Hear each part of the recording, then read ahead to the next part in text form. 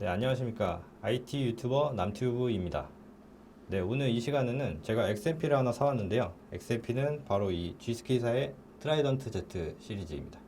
이 XMP 같은 경우에는 저번에 환율이 좀 낮아졌을 때 제가 싼 값에 하나 구하게 돼서 최초로 B다이 램을 제가 사용하게 되었습니다. 시스템 사양은 CPU는 보시다시피 인텔사의 8700K 올코어 4.7 국민 오버 세팅을 사용했고요. 바이오스 세팅은 에즈락 Z370 익스트림 4 최신 바이오스 기준으로 작성되었습니다. 현재 시스템은 삼성 PC4 19800 8기가 2개짜리 제품을 사용하고 있는데 이 친구 같은 경우에는 뽑기 운이 좋지 않아서 메모리 수율이 좋지 못한 3100의 CL16 값으로 사용 중이었습니다. 네, 그러면 새로 산 이 G스키사의 트라이던트 Z를 가지고 기본적인 메인보드에서 지원하는 XMP 2.0을 가지고 바이오스 오버클럭을 한번 넣어 보도록 하겠습니다. 여기 장착되어 있는 이 삼성 시금치 램을 제거하고 요 G스키 트라이던트 Z로 교환하는 작업을 하도록 하겠습니다. 이 Z370 익스트림 4 같은 경우에는 메모리 소켓이 1번부터 4번까지 있는데 2번, 4번 소켓이 메모리 오버클럭이 잘 들어가더라고요. 제가 사전에 미리 테스트를 해봤는데 2번, 4번 슬롯이 정말 잘 들어가서 좋았던 것 같습니다. 천천히 한번 빼볼게요. 네, 빼주고.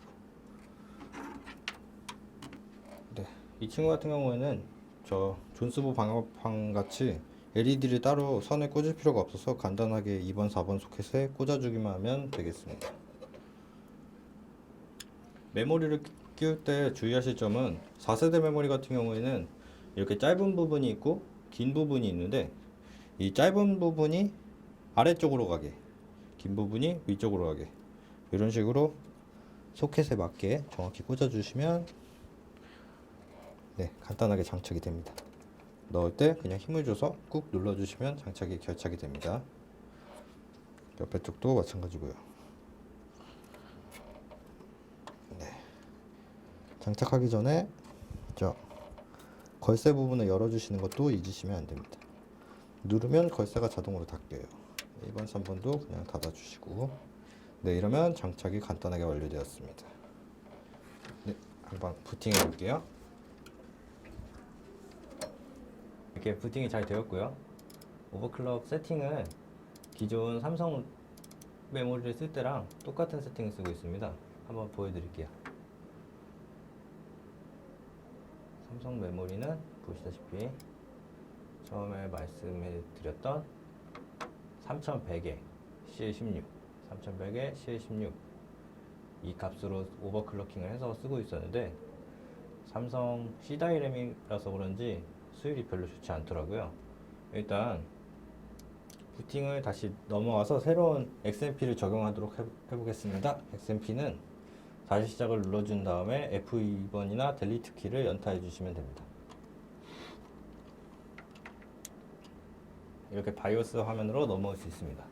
바이오스 화면은 기존에 쓰던 DDR4 3100MHz로 설정이 되어 있는 상태인데 이건 지금 처음 키신 분은 이렇게 안 보일 거예요. 처음 키신 분은 이렇게 이지 모드로 보일 텐데 이지 모드는 오버클럭킹 세팅을 해줄 수가 없어요. 그럴 때는 F6 여기 위에 상단에 고급 모드로 들어가 주시면 이렇게 오버클럭킹 트위커라는 게 보여요. OC 트위커라고 하는데 이건 에즈락 바이오스기 때문에 이런 식으로 보이고 오버클럭킹 트위커가 아니어도 오버클럭킹이라고 되어 있는 란이 있으면 다른 메인보드 바이오스들도 똑같은 식으로 적용하시면 됩니다. 네, 이 오버클럭킹 트위커에 들어오시면 여기서부터 오버클럭킹을 설정할 수 있는데 저희는 일단 간단하게 기본으로 오버클럭킹이 돼서 나오는 XMP이기 때문에 XMP 설정을 그냥 불러와 주시기만 하면 됩니다. D램 구성에 들어가 주셔서 여기 XMP 2.0 프로필 DDR4 3200에 CL14 이거는 공장에서 자기들이 이미 검증을 시켜 놓은 거기 때문에 그냥 불러와 주시기만 하면 됩니다. 여기서 XMP 설정 로드 안에 자동을 XMP 2.0 프로필 1번으로 바꿔주시고 그냥 종료를 눌러주신 다음에 변경 내용 저장 후 종료 해주시면 간단하게 XMP 적용이 완료됩니다. XMP 2.0 세팅이 잘 들어가는지 한번 확인을 해볼게요. CPU-Z 프로그램을 켜주시고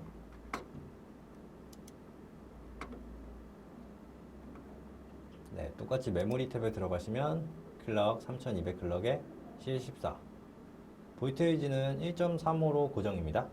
네, 이렇게 잘 들어간 걸 확인해 봤는데요. 역시 XMP는 인텔이라 그런지 너무나도 잘 들어가는데요. XMP 인텔 같은 경우에는 보통 시중에 파는 모든 XMP는 인텔에서는 잘 들어간다고 보시면 됩니다. 이제 제가 삼성 B다이램을 처음으로 구매했는데 B다이램은 오버클럭이 잘 되기로도 유명하잖아요. 수동으로 한번 오버클럭을 극한까지 당겨보도록 한번 해보도록 하겠습니다. 네, 제 메모리 같은 경우에 남들처럼 4000클럭에 CL17의 값을 한번 넣어보고 싶은데요. 4000클럭에 CL17이 과연 들어갈지 제가 금손인지 한번 확인해보는 시간을 가지도록 하겠습니다. 똑같이 컴퓨터 재부팅을 시켜주시고 F2키를 연타해 주십니다.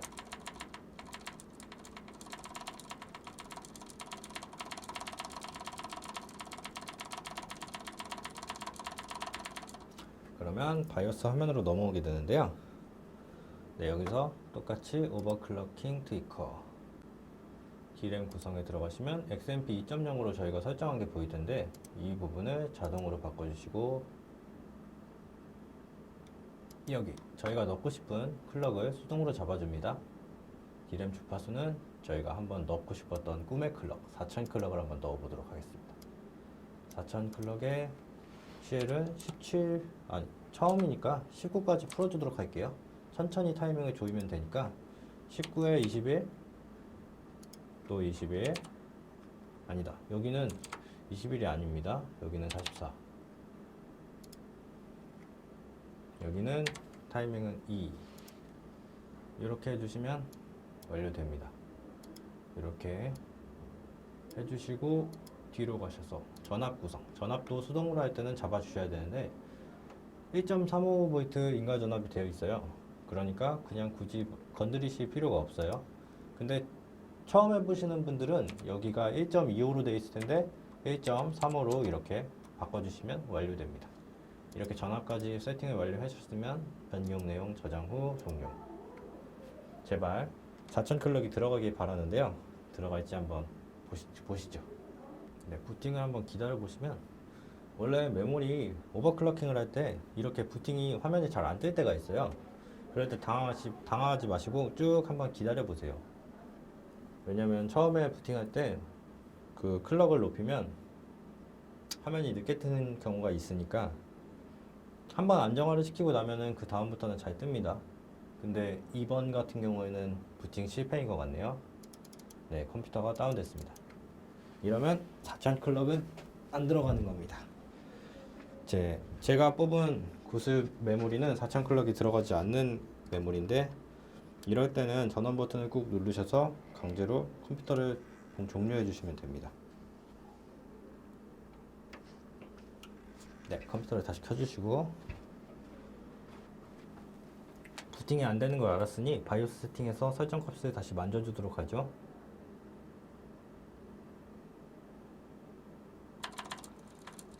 네, 컴퓨터가 다시 부팅되면 F2키를 연타해 줍니다.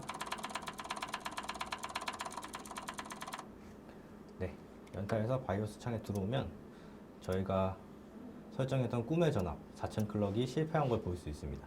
이러면 클럭을 낮춰주시거나 볼테이지를 높여서 전압을 더 주셔서 부팅이 가능하도록 하는 방법도 있는데 메모리 같은 경우에는 보통 1.4V 이상은 들어가지 않기 때문에 제품이 고장 날 수 있기 때문에 그냥 저희는 욕심을 버리고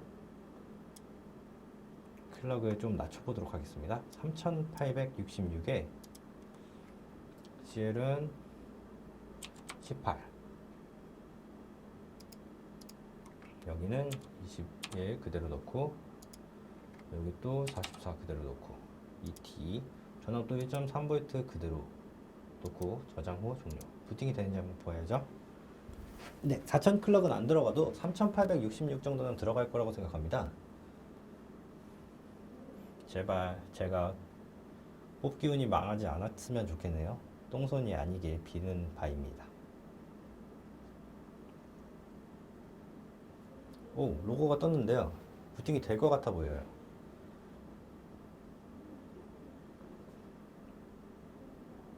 오, 부팅이 됐습니다. 이러면 오버클럭킹이 제대로 들어갔는지 확인을 하는 방법은, 일단 오버클럭킹이 이렇게 들어가도 이 친구가 실제로 사용할 때 다운이 될 수가 있어요. 그 CPU나 메모리에 부하가 많이 걸리면 다운이 될 수도 있기 때문에 이 부분은 저희가 안정화 프로그램이란 거를 돌려서 그 다운이 되는지 안 되는지 확인하는 방법이 있어요. 그런데 먼저 일단 AID64 익스트림이라는 프로그램을 다운로드 받으시면 됩니다. 다운로드 링크는 자막으로 첨부하도록 하겠습니다. 이 AID64 익스트림이라는 프로그램을 실행해 주시면 이런 화면이 나올 거예요. 이 화면은 사실 저희가 필요한 거는 별로 없고, 도구란에 보시면 캐시와 메모리 벤치마크라는 곳이 있습니다. 이 창을 열어주시고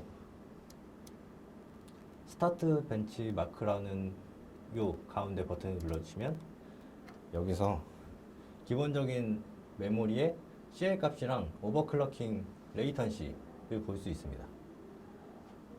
레이턴시는 짧을수록 좋고, 오버클럭 성공 여부는 이 L3 캐시 란에 여기 속도가 표시될 텐데 200MHz 이상의 차이가 난다면 오버클럭킹 실패입니다. 안정화를 다시 보셔야 돼요.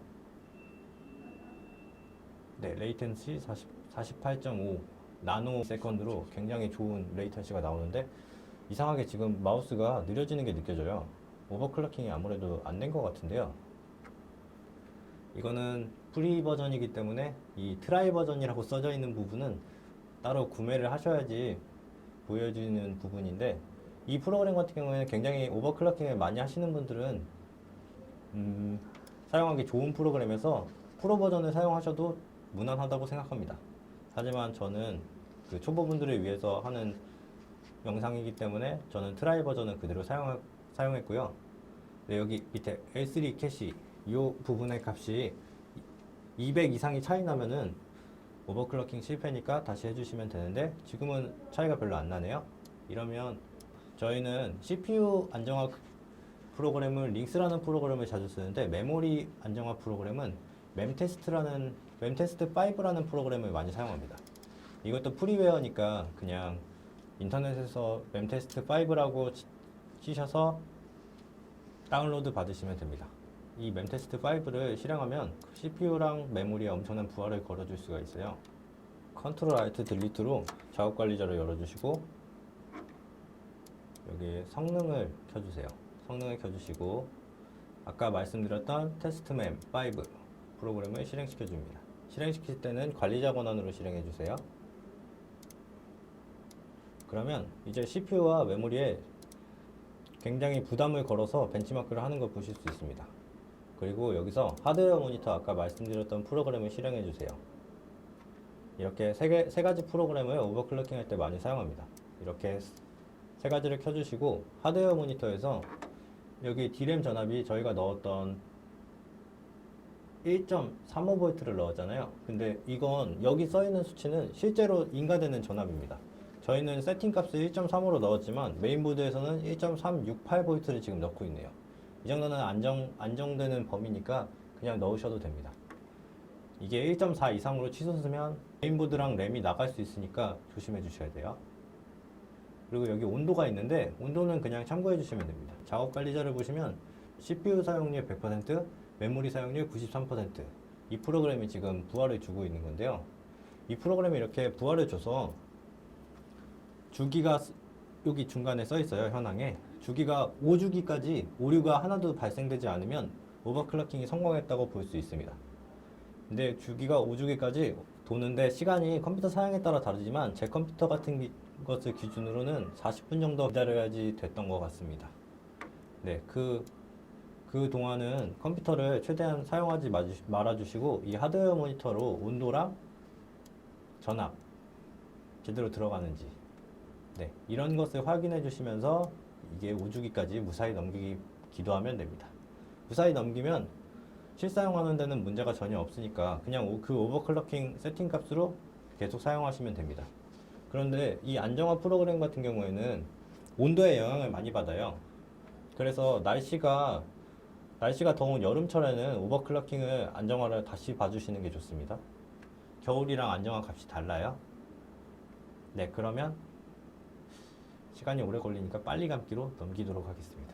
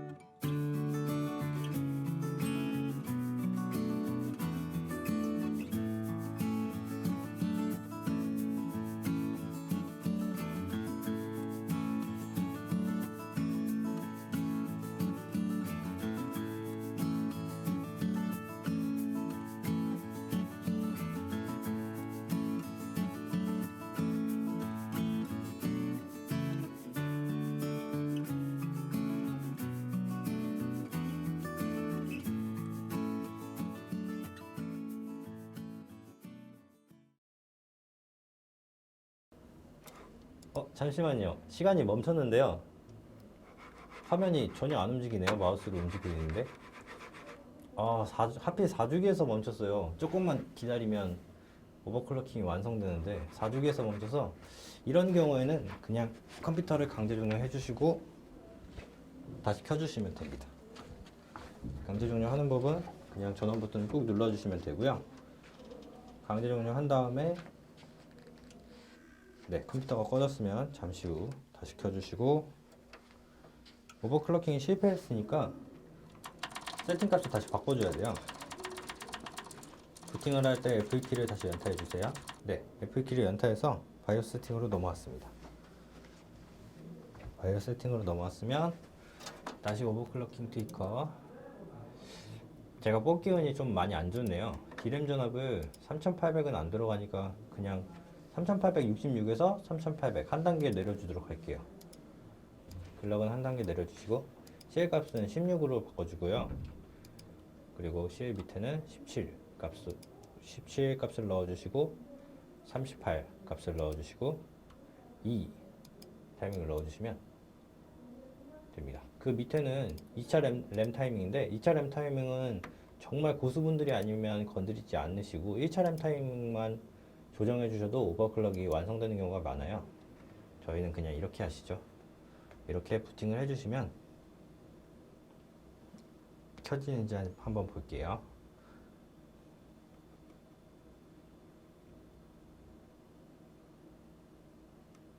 안정화를 봐야 되는데요. 똑같이 CPU Z를 통해서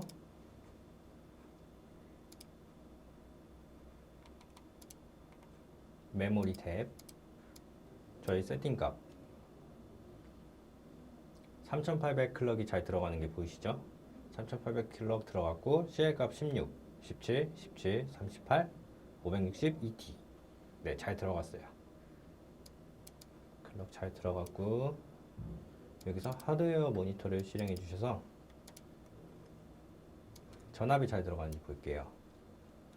여기 제일 위에 D램 쪽을 보시면 1.368 제 메인보드 같은 경우에는 1.35V를 넣으면 1.368이라는 수치가 들어가네요. 이건 메인보드마다 조금씩 다르고 메인보드 전압 컨트롤러에 따라 조금씩 다르니까 개인마다 차이가 있을 수 있어요. 근데 오차 범위 내니까 이대로 사용하도록 하겠습니다. 온도 괜찮고 클럭 괜찮고 네, 스로틀링 없습니다. 확인했고 마지막 AID 64 프로그램을 실행해 주시고요.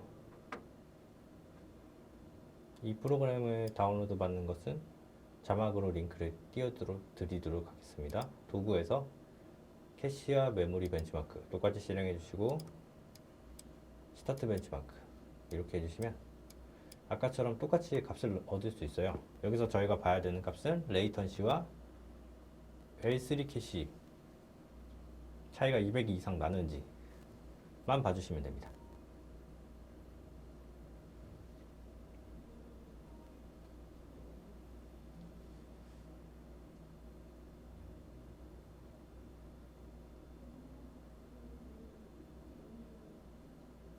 레이턴시가 4.68 나노 밀리세컨드, 굉장히 좋은 레이턴시가 나오는데요. 확실히 메모리 오버클럭을 높게 넣어서 그런지 고수율 메모리답게 레이턴시가 짧게 나오네요.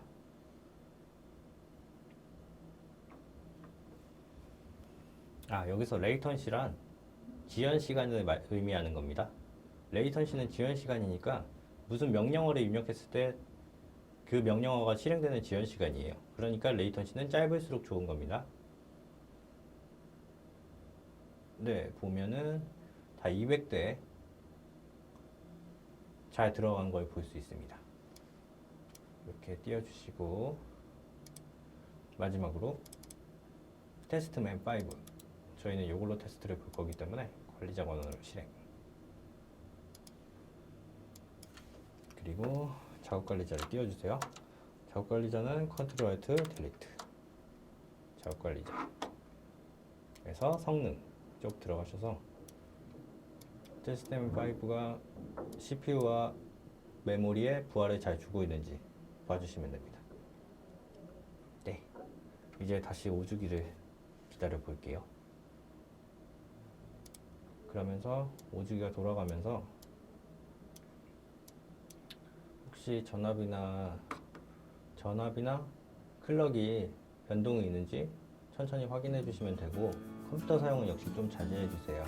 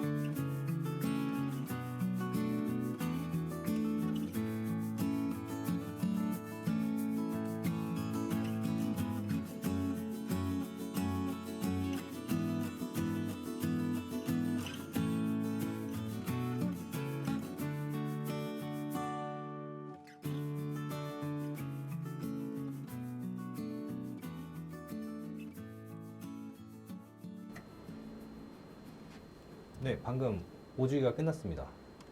네, 지금 5주기가 끝나고 6주기째가 시작되고 있는데, 네, 이제 이 이상은 별로 테스트가 무의미할 것 같아서, 네, 여기까지만 테스트를 하도록 할게요. 마지막으로 시네벤치를 그냥 잠깐 간단하게 돌려볼게요. 시네벤치 버전은 시네벤치 20, R20 버전을 그냥 빠르게 돌려볼게요. 시네벤치 같은 경우에는 그냥 윈도우 스토어에서 그냥 바로 다운로드 받으실 수 있고, 여기 위에 런 버튼을 누르면 이렇게 그냥 바로 동영상처럼 인코팅을 시작합니다. 이 인코팅 영상이 빠르게 될수록 CPU와 메모리가 잘 작동하고 있다는 거기 때문에 사양이 좋은 컴퓨터일수록 영상이 빨리 뜹니다. 네, 끝났습니다. 시네벤치는 점수가 3245고요. 요거는 근데 CPU 부하를 많이 하는 CPU 테스트라서 그냥 재미로 봐주시면 되겠습니다. 네, 이상으로 이렇게 이번에 새로 구매한 트라이던트 Z XMP로 수동 오버클럭을 한번 해봤는데요. XMP 오버클럭은 이렇게 쉬워서 누구나 쉽게 따라할 수 있습니다. XMP 오버클럭 같은 경우에는 시간만 투자하시면 이렇게 누구나 오버클럭을 할 수 있으니까 한번 따라해보세요. 필요한 프로그램은 밑에 하단에 자막이랑 링크로 대체하도록 하겠습니다. 감사합니다.